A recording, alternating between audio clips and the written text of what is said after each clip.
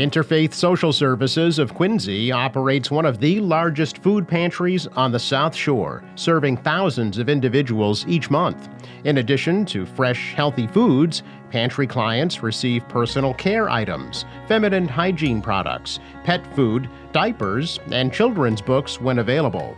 Since the beginning of the pandemic, the pantry has distributed more bags of groceries and supplies than ever. Hello, I'm Eileen Kelly, Food Pantry Manager here at Interfaith Social Services. This year, Interfaith's food pantry served nearly 29,000 households. Here's one of their stories.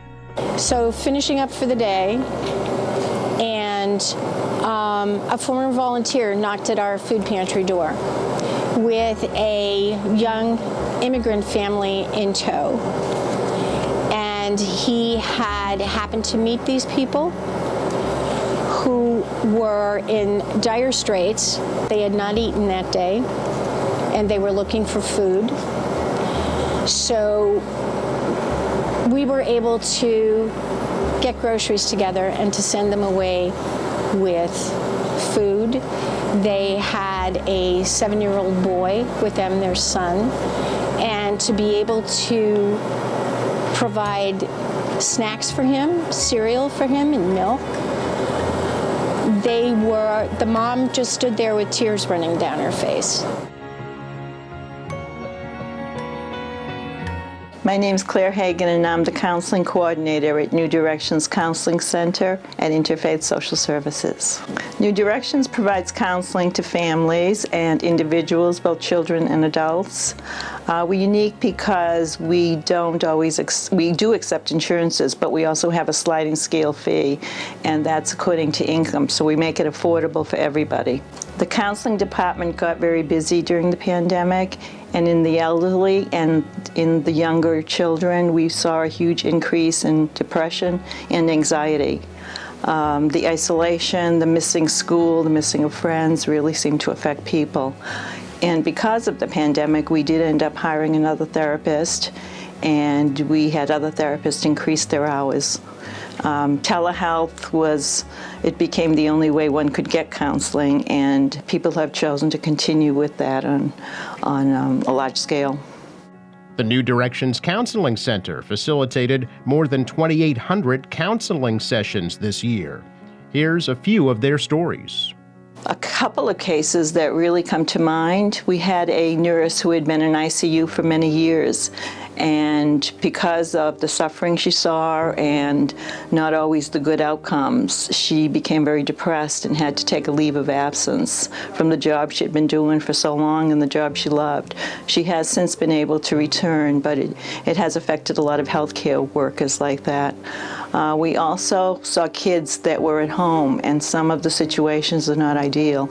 So one was an adolescent girl who was at home, and her father was an alcoholic, and she had been able to stay at school, get good grades, have friends.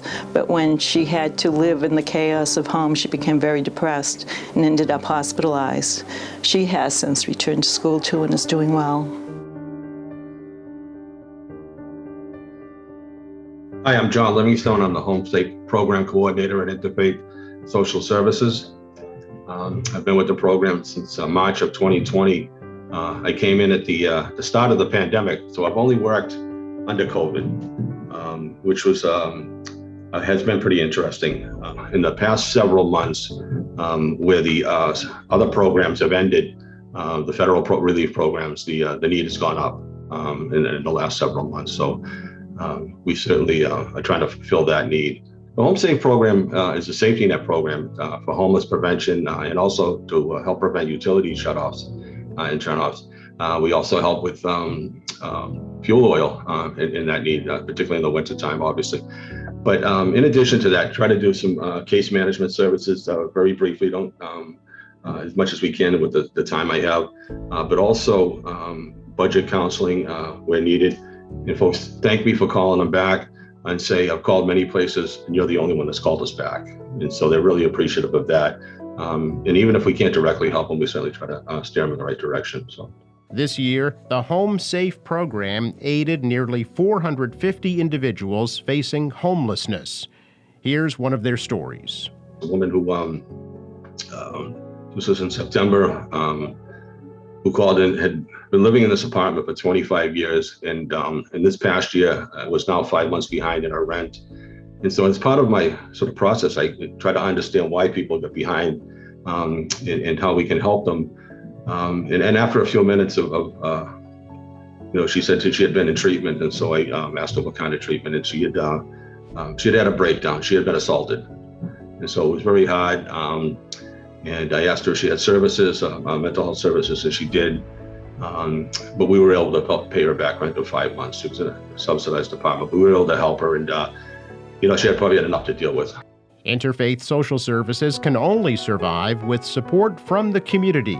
We thank you for your continued support of our programs. Thank you for providing that food for everybody. Thank you so much. Thank you so much. Thank you so much for helping our family. We really appreciate the food and the gifts for Christmas.